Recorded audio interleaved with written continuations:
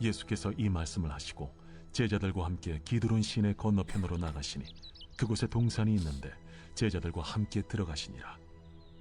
그곳은 가끔 예수께서 제자들과 모이시는 곳이므로 예수를 파는 유다도 그곳을 알더라. 유다가 군대와 대제사장들과 바리새인들에게서 얻은 아랫사람들을 데리고 등과 횃불과 무기를 가지고 그리로 오는지라. 예수께서 그 당할 일을 다 아시고 나아가 이르시되, 너희가 누구를 찾느냐? 나사렛 예수라. 내가 그니라. 그를 파는 유다도 그들과 함께 섰더라. 예수께서 그들에게 내가 그니라 하실 때에 그들이 물러가서 땅에 엎드러지는지라. 이에 다시 누구를 찾느냐? 나사렛 예수라. 너희에게 내가 그니라 하였으니 나를 찾거든 이 사람들이 가는 것은 용납하라. 하시니 이는 아버지께서 내게 주신 자 중에서 하나도 잃지 아니하였사옵나이다. 하신 말씀을 응하게 하려 함이로라. 이에 시몬 베드로가 칼을 가졌는데 그것을 빼어 대제사장이 종을 쳐서 오른편 귀를 베어버리니 그 종의 이름은 말고라. 칼을 칼집에 꽂으라.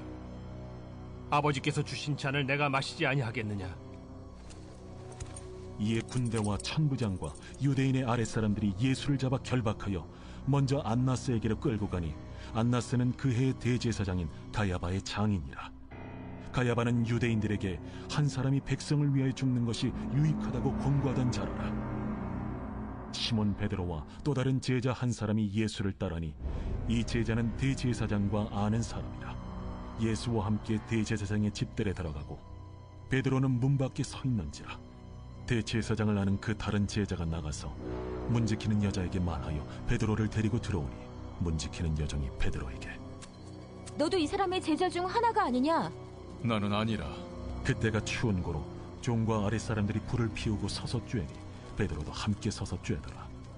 대제사장이 예수에게 그의 제자들과 그의 교훈에 대하여 물으니 예수께서 대답하시되, 내가 드러내놓고 세상에 말하였노라. 모든 유대인들이 모이는 회당과 성전에서 항상 가르쳤고 은밀하게는 아무것도 말하지 아니하였거늘 어찌하여 내게 묻느냐? 내가 무슨 말을 하였는지 들은 자들에게 물어보라.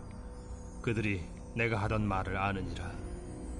이 말씀을 하심에 곁에 섰던 아랫사람 하나가 손으로 예수를 쳐 이르되, 내가 대제사장에게 이같이 대답하느냐? 내가 말을 잘못하였으면 그 잘못한 것을 증언하라. 바른 말을 하였으면 내가 어찌하여 나를 치느냐? 안나스가 예수를 결박한 그대로 대제사장 가야바에게 보내니라.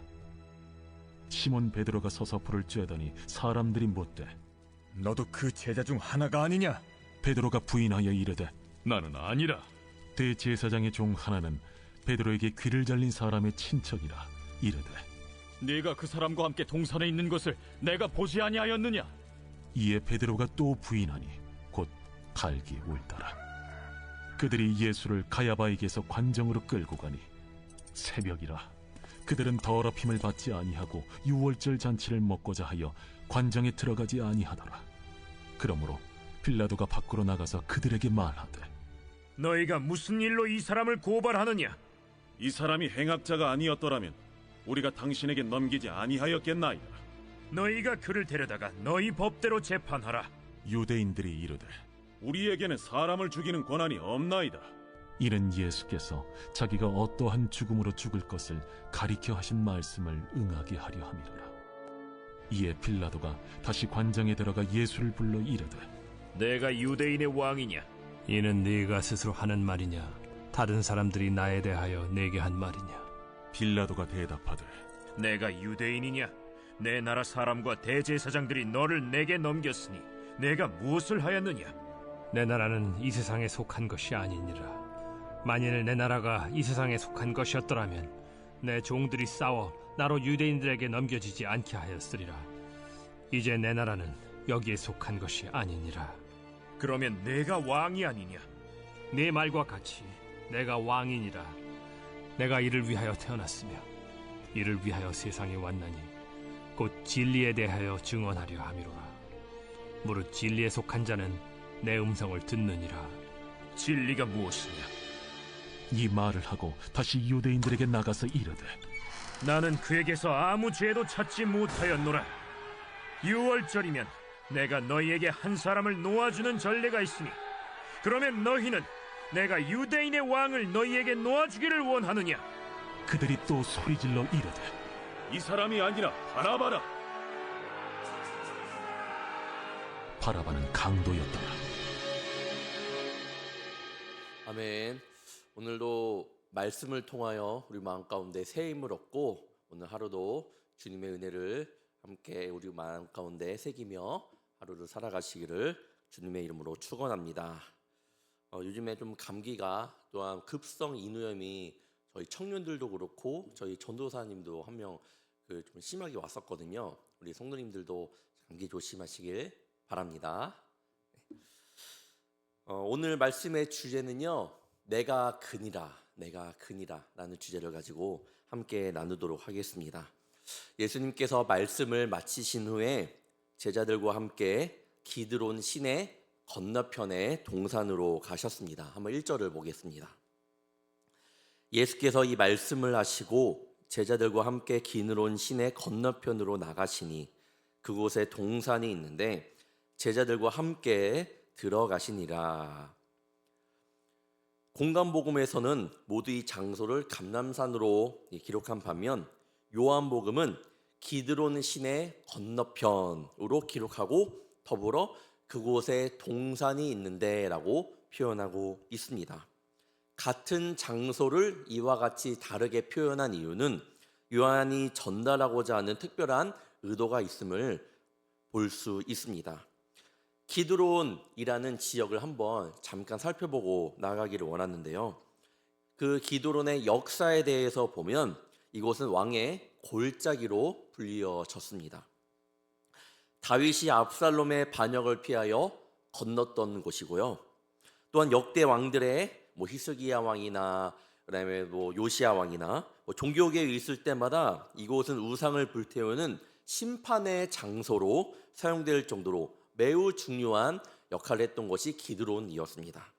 즉 요한은 예수님께서 그린들에게 십자가형을 받기 위해 붙들리신 장소가 이러한 장소였음을 부각을 시킴으로써 메시아로서 당할 예수님의 고난과 심판의 사역을 암시해주고 있습니다. 기드론 시내 건너편의 동산, 그래서 어디이냐? 우리 성도님들이 잘 아시는 겟세마네 동산입니다. 2절에서는 예수님께서 제자들과 가끔씩 모이는 곳이라고 말씀하고 있고요. 또한 이곳은 예수님께서 하나님께 간절하게 기도했던 곳임을 우리는 잘 압니다. 얼마나 간절하게 기도했냐? 또한 얼마나 그 기도의 모습은 무엇이었느냐? 마가복음 14장 36절을 제가 봉독하겠습니다. 이르시되 아빠 아버지여 아버지께는 모든 것이 가능하오니 이 잔을 내게서 옮기시옵소서.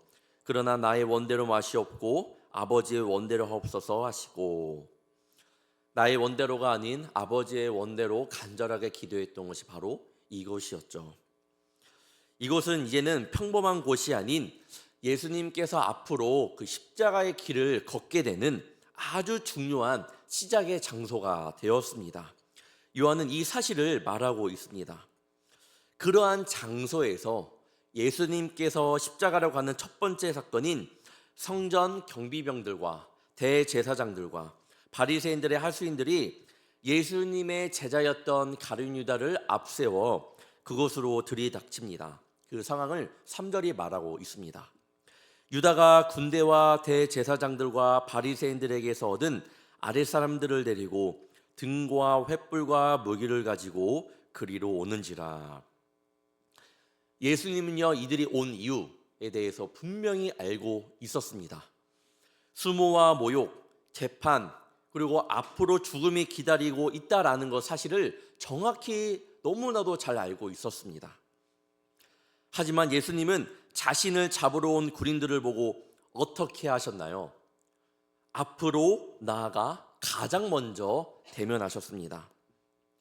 예수님께서 그들이 들이닥칠 때 피하다가 잡힌 게 아니라 먼저 그들을 대하셨다라는 거예요. 4절, 5절 보겠습니다. 예수께서 그 당할 일을 아시고 나아가 이르시되 너희가 누구를 찾느냐 대답하되 나사란 예수라 하거늘 이르시되 내가 그니라 하시니라. 그를 파는 유다도 그들과 함께 섰더라. 예수님이 군인들의 무리를 피하지 않으시고 왜 먼저 그들을 대면하셨을까? 그 이유는 이 길이 예수님께서 반드시 걸어가야 할 십자가 길임을 분명히 아셨기 때문입니다.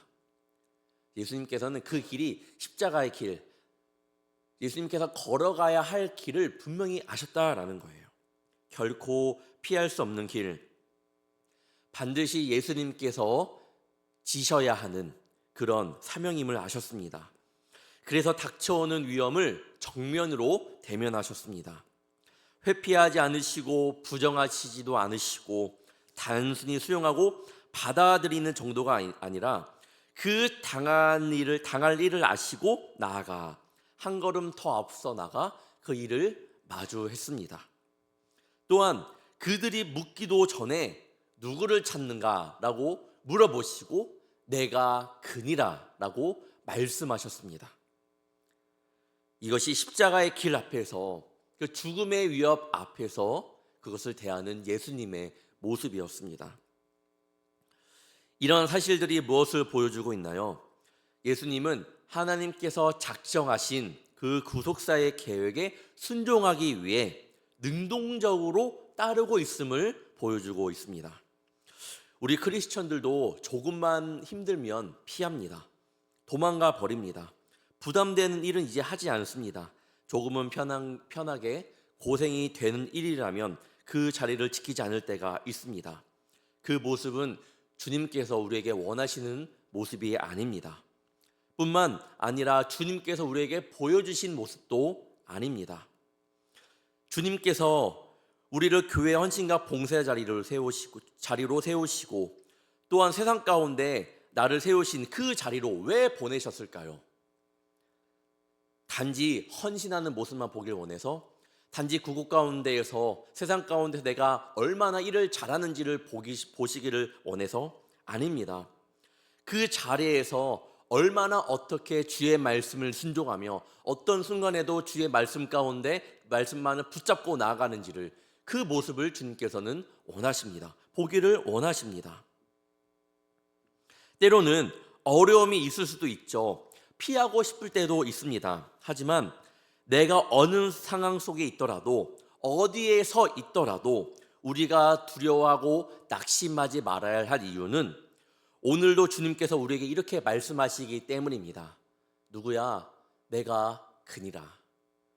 참 많은 의미가 함축되어 있는 그런 말씀 문장이라고 생각이 듭니다. 사랑하는 성도 여러분, 예수님의 이름에 권능이 있는 줄 믿으십니까? 믿으시길 주님의 이름으로 축원합니다. 6절에 오면 예수님은 자신을 잡으러 온 사람들에게 너희들이 찾는 사람이 내가 그니라 라고 말씀하십니다. 그런데 그 말을 듣자마자 그들이 물러가서 땅에 엎드렸다라고 말씀하고 있습니다. 예수님의 말 한마디에 그들이 뒷걸음치며 땅에 엎어진 이유가 무엇인가요? 예수님께서 어떠한 무기를 가지고 계셨던 것도 아닙니다. 숫자적으로 봐도 정말로 그들이 더 많았습니다. 근데 예수님께서 내가 그니라 할 때 그들이 놀라 뒷걸음치며 땅에 엎어진 이유는 바로 예수님의 이름의 권능입니다. 우리가 여기서 생각해 봐야 되는 것은 예수님의 그 한마디에 제자들은 넘어지지 않았지만 예수님의 적대자들은 넘어졌다라는 말씀입니다. 믿음이 적고 예수님을 대적하는 누군가에게는 이 말이 두려울 수 있습니다. 하지만 예수님을 믿는 크리스찬들에게는 그 예수님의 이름만으로도 힘이 되고 능력이 될 줄 믿습니다. 다시 말씀으로 돌아오면 이러한 사건 가운데 누가 있었죠? 바로 베드로가 있었죠. 자신이 사랑하는 그 예수님에게 향하여 함부로 대하는 것이 굉장히 화가 났습니다. 이에 베드로가 자신이 가지고 있던 검으로 예수님을 체포하려는 대제사장의 종 말고의 오른쪽 귀를 베어버립니다. 베드로는 예수님을 지키고 싶었던 마음으로, 예수님을 사랑하는 마음으로 한 것이지만 예수님이 원하시는 모습은 아니었습니다. 우리가 믿음 생활하면서 실수하는 것이 있습니다.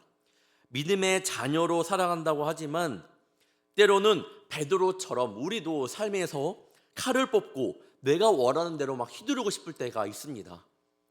세상 가운데에서나 교회에서나 어디서나 내가 마음에 안 들면 내가 칼을 뽑아서 막 휘두르고 싶을 때가 많다라는 거예요.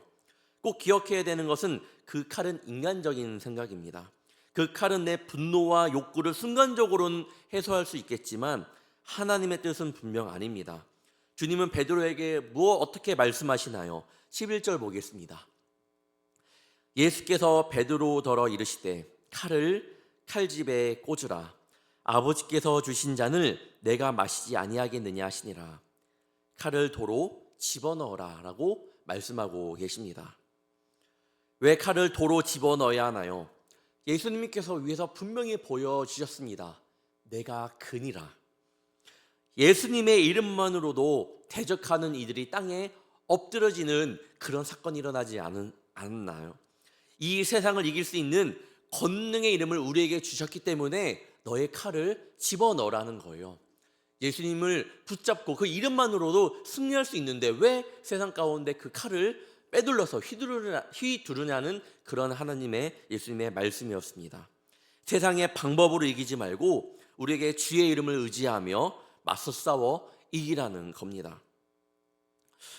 믿음의 자녀로 나아가고 있지만 아직까지 죽지 않는 나의 자아가 있나요? 버리지 못한 나의 성격, 죽이지 못하는 나의 성질이 있나요? 예수님의 이름만을 붙들고 승리하는 저와 여러분이 되기를 주님의 이름으로 축원합니다. 오늘 말씀에는 베드로가 예수님을 3번 부인하는 장면이 나옵니다. 우리가 그동안 수없이 많이 보았던 말씀이고 수없이 들었던 설교 말씀이지만 늘 봐도 우리의 모습을 돌아보게 하는 정말로 신기한 저는 말씀이라고 생각을 합니다. 볼 때마다 신기하고 볼 때마다 저는 제 자신을 돌아봅니다. 어느 분이 이 베드로의 모습에 대해서 연탄불로 예화를 사용하시더라고요. 연탄을 지금은 안 떼지만 떼는 곳도 있죠.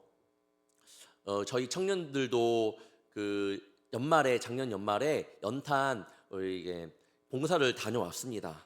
하면 정말 기쁜 그 생각이 아직도 드는데 요즘은 연탄불을 어디에 쓰나요? 연탄불을 우리 성도님들께서 좋아하시는 이 고기를 드실 때, 네 그렇죠. 저희 청년들도 그때 그러려고 한 건 아니지만 연탄 봉사를 하니까 어느 청년이 목사님 연탄 봉사했으니까 연탄불로 고기 구워 먹자 해갖고 고기 구워 먹으러 가갖고 예산을 까먹고 시작했습니다. 아무튼 요즘은 연탄불을 고기 구워 먹는 용도로 많이 사용합니다. 하지만 예전에는 추운 겨울만 되면 온 가족을 따뜻하게 잠들게 하는 아주 소중한 것이었습니다. 하지만 연탄이 다 타버린 연탄재가 되면 그것만큼 보기 싫은 것이 없습니다. 꼭 연탄재가 저도 시골에 가면 연탄재가 항상 쌓여져 있었거든요. 그런데 항상 보면 연탄재가 쌓여져 있는데 꼭 깨져 있는 것이 많았습니다. 뭐예요? 아이들이 가면 바로 뻥뻥 쳐버리면 그냥 한 번에 그렇게 되는 거죠. 한 번에 바로 그냥 처리하기 힘든 가루가 되어 버립니다. 이 분이 연탄불을 베드로의 모습에 비유를 하였는데 얼마 전까지만 해도 베드로는 연탄불과 같이 주님을 위해 활활 타오르는 그런 베드로였다라는 거예요. 그런 인생이었다라는 겁니다. 하지만 순식간에 그렇게 뜨거웠던 연탄불이 냉기를 머금은 연탄재가 되어버렸다라는 겁니다. 베드로의 그러한 고백이 민망할 정도로 주님을 바로 부인하는 모습을 말씀하고 있는 거죠. 활활 타오르지만 순식간에 식어버린 연탄재에 베드로를 비유하고 있었습니다. 연탄불이야 서서히 식어가면 연탄재가 됩니다. 하지만 베드로는요 정말 뜨거운 그런 마음이었지만 순식간에 그의 마음이 식어버립니다. 그의 모습이 어떻습니까? 당당했던 모습은 없어지고 제수로 끌려가시는 예수님의 뒤를 누군가에게 들킬세라 마음을 졸이며 떨면서 따라가는 그 베드로의 모습이 있지 않습니까? 그 전과 이 전과 그때의 모습을 비교해 보면 정말로 너무나도 극명하게 차이가 납니다. 당당하게 예수님과 동행했던 모습도 아니었습니다. 활활 타올랐던 그 베드로가 아니었습니다. 베드로는 싸늘히 식은 연탄재와 같았습니다. 불이 꺼진 베드로는 매우 추웠을 겁니다. 활활 타올랐던 그 베드로의 마음이 이제 식어져 버렸으니 굉장히 자신도 마음이 추웠을 겁니다. 베드로는 문 지키는 여종이 예수님의 도당이 아니냐며 추궁을 해대자 나는 아니라 라고 말하고 있습니다. 예수님은 나아가서 내가 그니라라고 말씀하지만 베드로는 나는 아니라라고 말씀하고 있습니다. 마태복음에서는 내가 무슨 말을 하는지 알지 못하노라 라고 능청을 떨기도 합니다. 또 저주하며 맹세까지 합니다. 활활 타오르는 연탄불이었던 베드로의 모습을 예수님을 부인한 후 그 모습을 18절의 모습이 잘 기록하고 있는 것 같습니다. 18절 보겠습니다. 그때가 추운 고로 종과 아랫사람들이 불을 피우고 서서 쬐니 베드로도 함께 서서 쬐더라. 베드로의 첫 번째 부인 이후에 그의 믿음이 식어진 모습을 보여줍니다. 그렇게 하더라도 예수님은 계속해서 그 길을 걸어가셔야 하셨습니다. 왜냐하면 세상의 불은 기껏해야 그 주변만 밝힐지 모르겠지만 예수님께서는요 십자가를 지심으로 이 세상 모든 사람들의 어두운 마음을 밝히고 따뜻하게 할 수 있기 때문이었습니다. 예수님께서 비추시는 빛의 특징은 무엇입니까?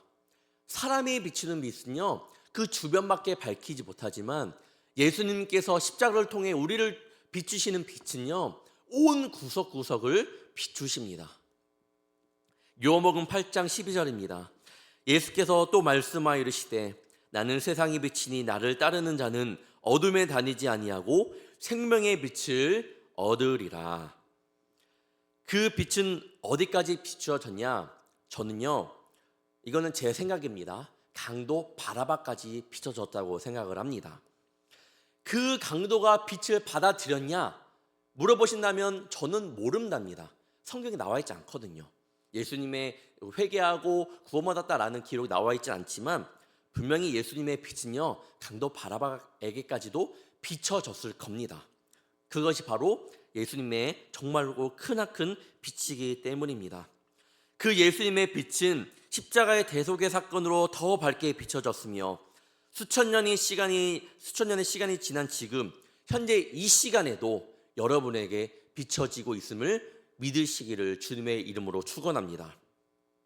예전에 군대에서 이 수색 교육을 받은 적이 있습니다. 그 10주간의 훈련 가운데 여기서 말하기는 그렇지만 그 이름은 지옥주예요. 네, 저는 지옥을 다녀왔습니다. 네, 아무튼 그 이름이 지옥주라는 거예요. 정말 잠도 안 재우고 계속 선착순을 시키고 바다에서 이제 보트를 타고 계속 선착순을 시키는데 꼴찌하면 입수, 꼴찌하면 밥도 안 주는 그런 시간들이었습니다. 그래서 그때가 11월 달이었거든요. 11월 달. 굉장히 11월 달이면 여러분 바다가 찹니다. 근데 거기서 이제 지옥주 또는 한 주 동안 그렇게 선착순을 노리는데 꼴찌하면 입수하고 옷 말릴 틈도 안 주고 그렇게 일주일을 계속 합니다. 밤만 되면 녹초가 되잖아요. 하루만 그렇게 해도 피곤한데 그거를 뭐 일주일 동안이 얼마나 녹초가 되겠어요. 밤에 그러면 어떻게 하냐? 이 조교들이 오히려 훈련을 안 시킵니다. 잠을 못 자게 잠을 깨워요. 그래서 다들 앉아 있으면 꾸벅꾸벅 졸아요. 처음에 라이트를 딱 비치죠. 그러면 비치니까 눈이 똘망똘망해집니다. 피곤하지만. 그런데 일부러 불을 딱 꺼요. 이 밤에 불을 끄고 그런 거를 한 상황이라면 1초 만에 잠듭니다. 졸면 이제 와서 물을 뿌리고 그런 게 굉장히 힘들었던 기억이 나는데 왜 그런 말을 하느냐? 그런 와중에 조교들은 저기서 모닥불을 쬐고 있는 거예요. 그러면서 저는 그때 아직도 그 추위의 감정들을 잊지 못합니다. 그때 들었던 생각은 빨리 해야 비쳐라. 빨리 아침이 되면 좋겠다. 계속 그 몇 시간 동안 그 생각만 했던 것 같아요. 시계도 없었습니다, 당시. 지금 교육생인데 시계도 없었기 때문에 이게 몇 시인지 새벽인지 밤인지도 모르겠고 계속 그렇게 새벽마다 버텼던 것 같습니다. 저는 겨울 아침에 비치는 해가 그렇게 따뜻한 줄 몰랐습니다. 해가 비칠 때 정말 추운 겨울이어도 해는 따뜻했습니다. 옷을 말리진 않았지만 해는 따뜻합니다. 몸을 녹여주었습니다. 모든 햇빛이 훈련생들의 몸을 녹여주었습니다. 사랑하는 성도 여러분, 우리 주님은요 그렇게 우리에게 빛으로 오셨습니다. 그 빛은 우리의 죄된 모습까지 밝히 비춰주실 뿐만 아니라 도저히 회복되지 않을 것 같은 우리 마음 가운데에도 그 빛을 주셔서 반드시 회복시켜 주실 줄 믿습니다. 그 빛은 따뜻하지 않겠지, 내 마음이 이런데, 아니요, 주님의 빛은 분명히 우리 마음 가운데 비춰주실 비춤이 있을 때에 정말로 따뜻하고 분명 그 가운데 반드시 정말 엄청난 회복이 있을 줄 믿습니다. 이는 예수님의 이름에 힘과 권능이 있기 때문입니다. 오늘의 말씀의 주제처럼 내가 그니라. 우리 삶이 이 한마디면 되지 않을까요? 정말 예수님과 함께하면 우리 천하무적 아닌가요?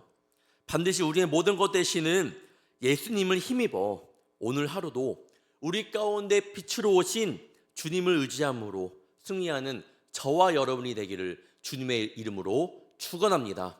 예수님의 이름만으로도 정말 우리 마음 가운데 따뜻함이 있기를 다시 한번 주님의 이름으로 축원합니다. 기도하겠습니다. 사랑의 주님, 주님의 이름이 힘있고 권능이 있는 줄 믿습니다. 이 세상에 어떤 이름보다 뛰어나시며 존귀하심을 믿습니다. 이 시간 연약한 우리들이 주님의 이름을 붙잡고 나아가오니 다시 새 힘을 주시며 마음 가운데 큰 역사가 일어나게 하여 주옵소서. 때로는 베드로처럼 주님의 마음을 아프기도 하지만, 때로는 유대인들처럼 주님의 마음을 이해하지 못하기도 하지만, 그럼에도 저희와 동행하여 주사 말씀하여 주시고 깨닫게 하여 주시어 하나님의 빛을 외면하는 것이 아닌 그대로 잘 받아들여 주의 자녀로서 부족함 없는 자녀, 주께 칭찬받는 자녀로 살아가게 하여 주옵소서. 그 빛을 잘 받아 우리도 예수님을 증거하는 자녀로 살기를 원합니다. 우리의 믿음만 성숙되는 것이 아닌 옆에 있는 동역자들을 이끌어주며 예수님을 모르는 이들에게도 주님의 빛을 비추어 주님의 자녀로서의 사명자의 역할을 잘 감당하게 하여 주시옵소서. 이 시간 11조 헌금과 속회 예배 헌금 1차 번째 헌금으로 주님 앞에 우리의 마음을 드립니다. 주께서 이 믿음의 고백, 그 마음을 받아주옵시며 주님의 것으로 채워주사 또 믿음의 눈을 열어 주님이 우리에게 계획하신 복된 것을 보게 하여 주옵소서. 적혀있는 기도 제목마다 주께서 함께하여 주사 그 가운데 새해를 행하시는 주님을 보게 하여 주시옵소서. 그동안 캄캄한 어둠 가운데 스스로 죄인됨을 자각하지 못하고 세속적인 명예와 힘을 추구했던 우리를 긍휼히 여겨주사 이 시간 다시 한번 생명의 빛의 자녀로 살아가기를 다짐하오니 주님의 이름을 힘입어 오늘도 새 힘을 얻고 승리하며 살아가는 복된 하루 되게 하여 주옵소서. 언제나 우리와 동행하실 줄 믿사오며 이 세상 빛이 되시는 예수님의 이름으로 간절히 기도하옵나이다. 아멘.